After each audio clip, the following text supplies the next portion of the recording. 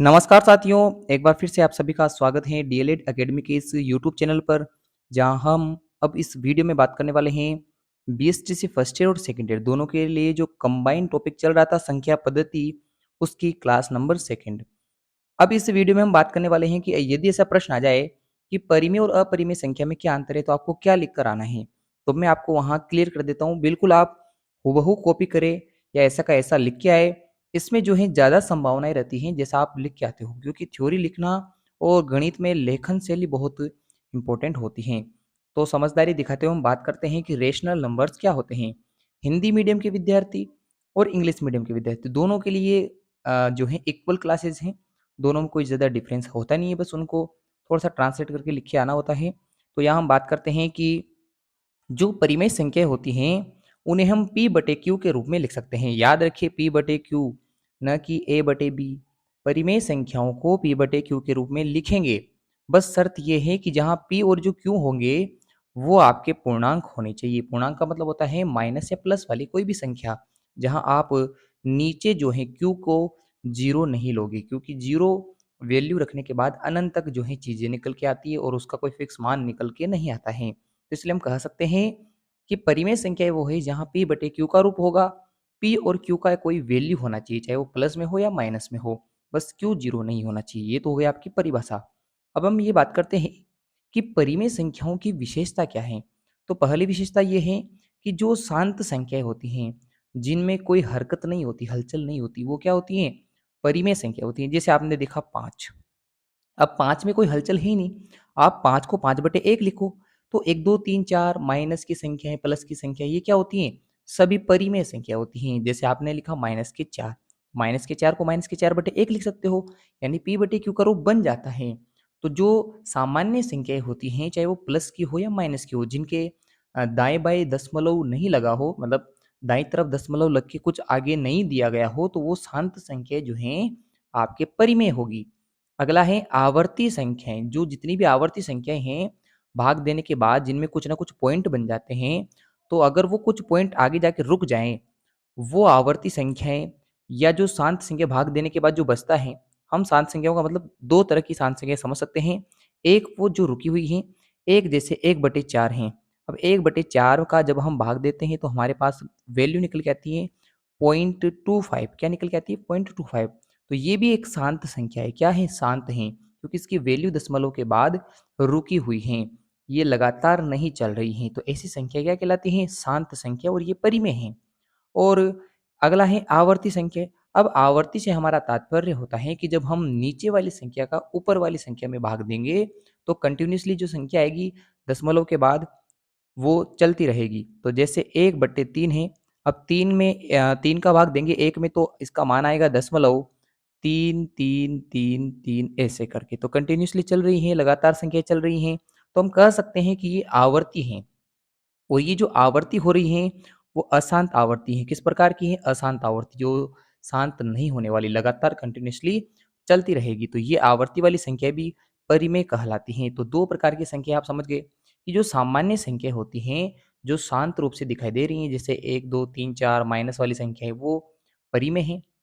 जिनमें बटे-बटी आपके बटा भी दिया हो, जहाँ भाग देने पर एक फिक्स वैल्यू प्राप्त हो दशमलव के बाद, वो रुक जाए वैल्यू, वो भी आपके परिमेय है। या भाग तो दे रहे हो आप, किंतु भाग देने के बाद आपके पास जो वैल्यू निकल के आ रही है, वो कंटिन्यूअसली चल रही हैं, लगातार चल रही हैं। तो ऐसी संख्याओं को हम कह सकते हैं कि वो परिमेय संख्या हैं। या जो आपके ये जो अशांत आवर्ती हैं, इनको कुछ इस प्रकार से भी आप लिख सकते हो, जैसे 1/3 में जब आपने भाग दिया, तो आपको पता है 0.333 ऐसा आता रहता है, तो इसलिए आप उसके ऊपर बार लगा देते हो। यानी आप समझ सकते हो कि जिन भी संख्याओं के ऊपर बार लगा रहता है दशमलव के बाद, वे सभी संख्याएं शांत हो जाएगी।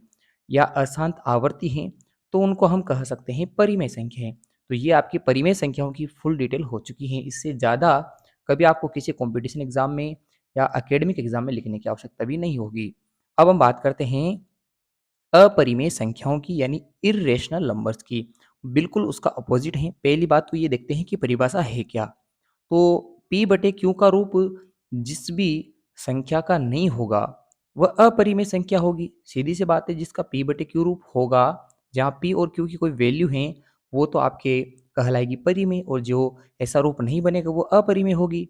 तो जो अशांत जो अनावर्ती होती हैं, जिनमें रिपीटेशन नहीं होता है, संख्या लगातार चलती रहती है दशमलव के बाद, वे सभी संख्याएँ अशांत अनावर्ती या अनावर्ती वाली जो संख्याएँ हैं वो कहलाती हैं आपके अपरिमेय। तो जिनमें जो दशमलव के बाद वैल्यू लगातार बदलती रहे, जैसे पाई जो है, जिसको आप अ, पाई की जो वैल्यू है या ईटा की जो वैल्यू है वो अपरिमेय संख्याओं के रूप में होती है। क्यों? क्योंकि इनका कोई फिक्स मान नहीं होता। तो आपको जो है कंटिन्यूअसली भाग देना पड़ता है। 3.14 जो है पाई का कोई फिक्स मान नहीं है। 3.14 के बाद 5, 7, 6 कुछ भी मान लगातार कंटिन्यूअसली बदलता रहता है। तो अनावर्ती हैं या जो अशांत होते हुए भी जो है लगातार चलती रही, जिसमें रिपीट ना हो चीज़ें, वो भी आपके अपरिमेय संख्याओं में आती हैं। और ऐसी संख्या जिनका पूर्ण वर्गमूल नहीं निकलता, वो सभी भी क्या कहलाती हैं? अपरिमेय। जैसे अंडर रूट 2 का कोई फिक्स मान नहीं है, अंडर रूट 3 का कोई फिक्स मान नहीं है, अंडर रूट 4 है। तो अंडर रूट 4 तो आपके परिमेय है क्योंकि उसका एक फिक्स वैल्यू है। इसका एक पूर्णांक के रूप में आपको पता लग जाता है कितना मान आएगा। अंडर रूट 25 है, तो उसका भी आपको मान पता है, तो वो परिमेय है। और जिस भी अंडर रूट का आप मान नहीं निकाल पाते, जैसे अंडर रूट आपने देखा 27, तो अंडर रूट 27 जब आप वर्गमूल निकालते हो तब इसका कोई वैल्यू नहीं आता, तो ये उस समय अपरिमेय हो जाएगी। किंतु घनमूल इसका निकल जाता है, तो घनमूल के रूप में तो ये जो है पूर्ण घनमूल वाली संख्या हैं।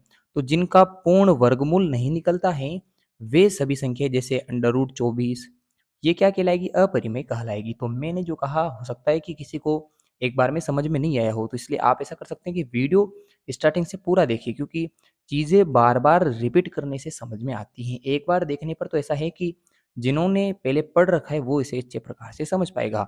अब हम बात करते हैं कि जो आपकी ये संख्याएँ होती हैं, परिमेय और अपरिमेय, इनके कुछ खास गुणधर्म भी होते हैं। जैसे पहला गुणधर्म क्या है कि जब 2 परिमेय संख्याओं के बीच में आप परिमेय संख्याएँ ढूँढने बैठते हो, तो आपको अनंत परिमेय संख्याएँ देखने को मिलेगी। तो यदि कभी ऐसा प्रश्न आ जाए कि बताइए 2 परिमेय संख्याओं के बीच में कितनी परिमेय संख्याएँ होती हैं? तो कितनी होती हैं? अनंत होती हैं। ऐसा ही प्रश्न आ जाए कि 2 अपरिमेय संख्याओं के बीच में कितनी होगी? तो अनंत अपरिमेय संख्या होगी। जो बात परिमेय के लिए लागू होती है, वही बात जो है अपरिमेय के लिए भी, यानी इर्रेशनल नंबर के लिए भी लागू होगी। अगला है कि परिमेय संख्याओं को जोड़ने पर, घटाने पर, गुणा करने पर या भाग करने पर हमेशा कौन-सी संख्या प्राप्त होगी? परिमेय संख्या ही प्राप्त होती हैं। तो ये बात आपको 3 बातें जो हैं याद रख के चलनी हैं। तो ये हो चुकी है परिमेय और अपरिमेय संख्याओं के बारे में बात। अब हम बात करते हैं कि जातीय मान और स्थानीय मान कैसे निकालते हैं। तो जातीय मान को दोस्तों कहते हैं आपके वास्तविक मान, शुद्ध मान या फेस वैल्यू। जो भी अंक आपको दिखाई देता है वो खुद स्वयं में अपना क्या होता है? वास्तविक मान होता है, जातीय मान होता है। तो अंकों के 2 तरह के मान सामान्य देखने को मिलते हैं, एक वास्तविक, दूसरा होता है स्थानीय मान, जो स्थान विशेष के कारण होता है। तो स्थान विशेष के कारण किसी अंक का जो मान है वो तो स्थानीय मान कहलाएगा, यानी प्लेस वैल्यू। और जो उसके खुद की जाति से या खुद का जो वास्तविक मान है वो होना उसका कहलाता है जातीय मान। तो वास्तविक मान आपको पता लग गया। तो जैसे 865 में आपको 5 का स्थानीय मान निकालना है तो क्या आ जाएगा? जातीय मान निकालना है तो क्या आ जाएगा? 5 आ जाएगा, क्योंकि संसार में प्रत्येक अंक शुद्ध होता है और जो अंक शुद्ध है वो उसका खुद का स्वयं का जातीय मान होगा। तो 5 का जातीय मान 5 हो गया। इसी तरह 6 का जातीय मान निकालेंगे तो 6 आ जाएगा और 8 का जातीय मान 8 आ जाएगा। तो इसमें सोचने की बात नहीं है। आपको कभी भी कोई संख्या देके पूछे कि बताओ इसका जातीय मान, वास्तविक मान, शुद्ध वैल्यू कितनी है? तो आपको बता देना है वो खुद जो संख्या है या जो अंक है वही उसका जातीय मान होगा। और आगे हम बात करते हैं अब कि किस प्रकार जो है आप निकाल सकते हैं स्थानीय मान, यानी प्लेस वैल्यू। इसको निकालना भी बहुत ही सिंपल है। तो सबसे पहले आपको क्या करना है कि जो स्थान आपको दिया जाए आप वहाँ तक पहुँचे और फिर उस स्थान के जो आपको अंक हैं उसके साथ गुणा करके लिखें। यानी स्थान को, स्थान विशेष को यदि आप अंक से गुणा कर दोगे तो आपको उस अंक का क्या मिल जाएगा? स्थानीय मान मिल जाएगा। क्या मिल जाएगा?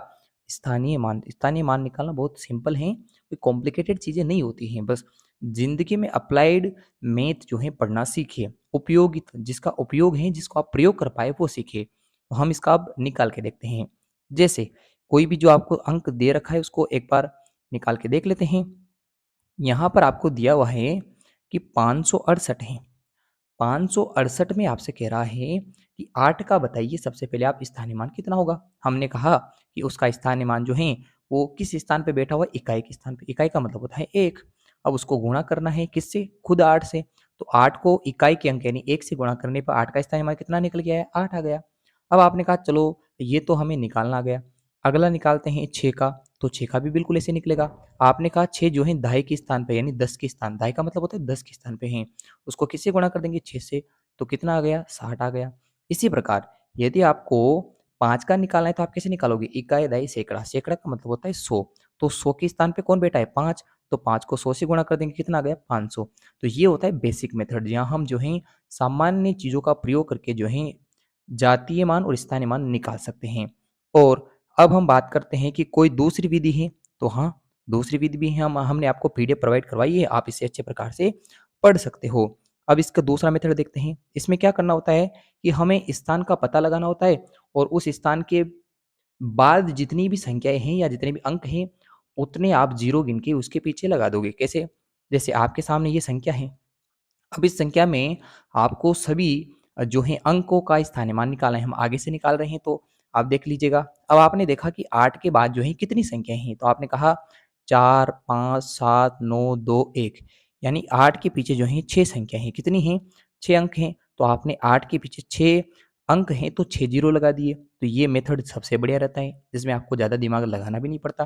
क्योंकि हालांकि बात वही आ जाती है, पहले वाला मेथड ओरिजिनल मेथड है जो सभी जो है पढ़ाने वाले यूज़ करते हैं, और एक मेथड वो होता है जो हाँ आपको परीक्षा में प्रश्न करने आना चाहिए।